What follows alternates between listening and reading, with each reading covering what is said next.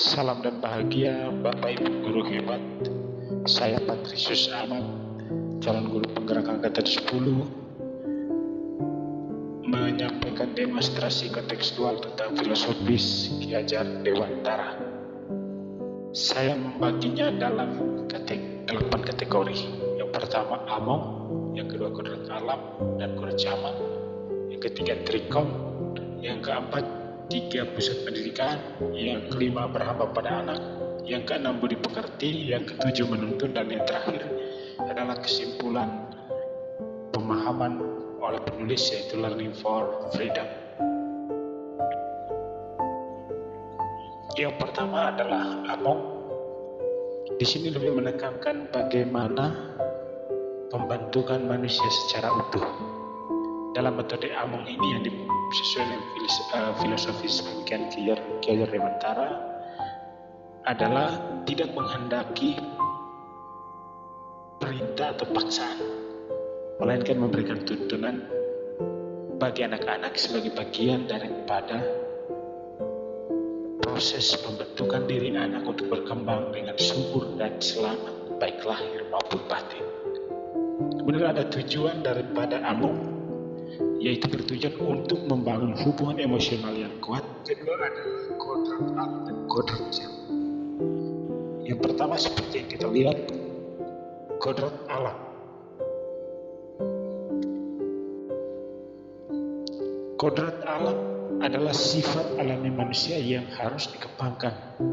Sifat itu seperti kejujuran, ketulusan, tanggung jawab, dan nilai-nilai lainnya. Yang berikutnya kodrat zaman. Jadi maksudnya kodrat zaman adalah bagaimana keadaan dan tantangan yang dihadapi oleh seorang manusia pada zaman tertentu atau seiring berjalannya waktu.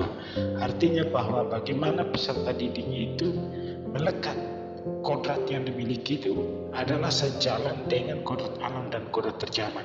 Sehingga guru sebagai berikut yang ketiga, yaitu asas trikon. Di sini asas trikon ini adalah yang pertama itu kontinuitas. Kontinuitas itu suatu tindakan yang dilakukan kepada peserta didik secara berkesinambungan terus-menerus tanpa putus. Artinya bahwa apabila seorang peserta didik mesti kita harus bimbing, harus tuntun, itu harus berkesinambungan. Jangan terlepas ketika satu hal dia tidak mampu atau mengalami kendala maka lepas di situ, tidak. Jadi proses bimbingan menuntun peran seorang guru berdasarkan asas pemikiran Ki Hajar Dewantara ini adalah berkesinambungan, harus berkesinambungan.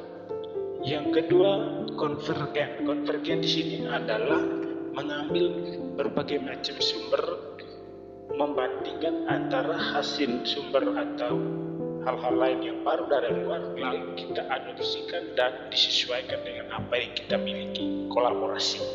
Dan yang terakhir itu ada konsentris, artinya bahwa pendidikan yang dilakukan secara nasional itu berdasarkan asas kepribadian bangsa kita sendiri, seperti itu. Ki Hajar Dewantara juga memiliki 3 konsep pemikiran lain, yaitu pendidikan itu bersumber dari yang pertama adalah keluarga. Keluarga di sini adalah suatu proses pendidikan non formal. Jadi dia membentuk karakter anak itu bersumber dari keluarga. Dalam bahasa saya itu the basic education form.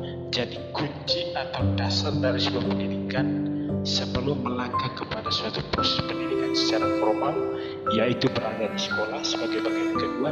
Di sana adalah proses bagaimana pembentukan diri dan pengetahuan yang dimiliki oleh seorang anak didik adalah suatu proses transformasi ilmu pengetahuan. Ada respon dan stimulus.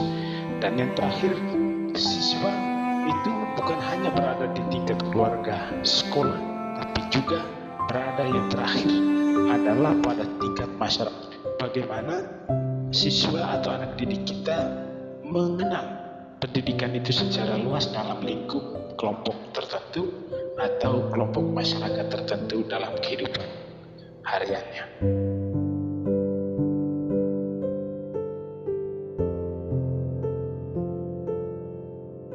Di sini hasil refleksi saya adalah berhamba kepada anak ini memang secara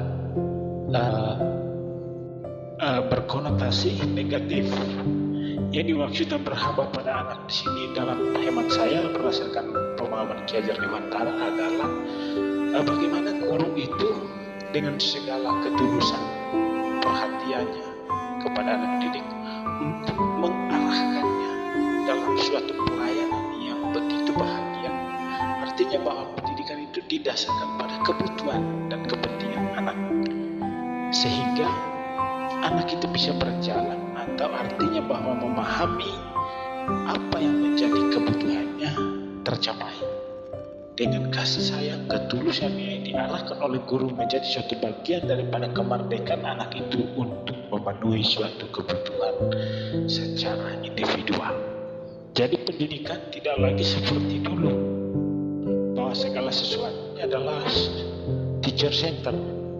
Sekarang dengan adanya dasar pemikiran Ki Hajar Dewantara yang semestinya kita harus pahami, kita dalami, kita hayati adalah sebenarnya pendidikan itu bersumber daripada bagaimana potensi anak itu kita diberi kebebasan untuk menggali, mengeksplorasi dan mengelaborasi kepada dirinya, sesamanya, atau kepada lingkungan tempat di mana ia berada.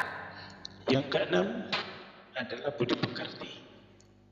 Di sini saya mencoba untuk sedikit memahami hasil refleksi saya bahwa di budi pekerti ini, kalau dulu dalam pembelajaran kurikulum sebelumnya itu ada istilah B4 itu berbicara tentang budi pekerti. Sebenarnya itu adalah salah satu praktik baik yang diambil dari dasar-dasar pemikiran Ki Hajar Dewantara ini, tapi hanya perbedaan terminologi. Artinya bahwa dalam konsep filosofis Ki Hajar Dewantara tentang budi pekerti di sini adalah bagaimana menerapkan nilai-nilai positif yang harus diterapkan di sekolah terhadap anak didik kita. Nilai positif itu seperti sopan santun, kejujuran, rasa kerjasama, tanggung jawab, saling menghormati, serta menghargai pendapat satu dengan yang lain, dan lain sebagainya. Nilai-nilai ini akan menjadi tumbuh dan kembang dan menjadi baik dan bermanfaat bagi masyarakat. Yang terakhir adalah menuntun. Di poin yang ketujuh ini, menuntun sebenarnya adalah bagian daripada intisari menjawab 7 poin sebelumnya. Artinya di sini ada satu semboyan yang disampaikan oleh Ki Hajar Dewantara. Itu kita semua tahu. Ing Arso Subtulodo, ing Madia Mangun Karso, Tuturi Handayani. Di sini lebih kepada penekanan atas peran guru di tengah anak didik sebagai generasi bangsa. Di situ dia menjelaskan bagaimana kita di depan memberikan contoh. Jadi kalau guru bertingkah salah, berarti contoh itu bisa contoh baik dan bisa contoh buruk. Maka peserta didik kita sebagai ranah bagaimana tempat mereka belajar, guru sebagai panutan, itu akan berdampak negatif.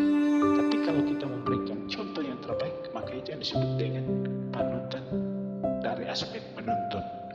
Yang kedua, guru di tengah memberi dorongan. Selain guru memberikan panutan, contoh terhadap anak didik untuk memberikan gambaran masa depan mereka, kita adalah sebagai kekuatan utama untuk memberikan dorongan atas potensi, kemampuan, kecakapan yang dimiliki oleh anak itu dalam menikmati apa yang mereka harus mereka lakukan, harus mereka buat, harus mereka terima, dan harus mereka. Terakhir, sebagai bagian daripada kesimpulan keseluruhan atas pemikiran Ki Hajar Dewantara ini, saya mengambil satu istilah, learning for freedom. Learning for freedom adalah suatu kesimpulan atas gagasan yang disampaikan oleh penulis dari filosofis Ki Hajar Dewantara tentang pendidikan, yang mana pendidikan itu diterima oleh peserta didik sebagai bagian daripada kebebasan atau kemerdekaan untuk berbagi, berkolaborasi, berekspresi, atas potensi yang dimiliki oleh peserta didik itu sendiri, baik itu secara alami maupun terbimbing oleh guru atau fasilitator sebagai fasilitator dalam mengembangkan kemampuan yang dimiliki peserta didiknya di sekolah atau di mana saja tempat mereka belajar.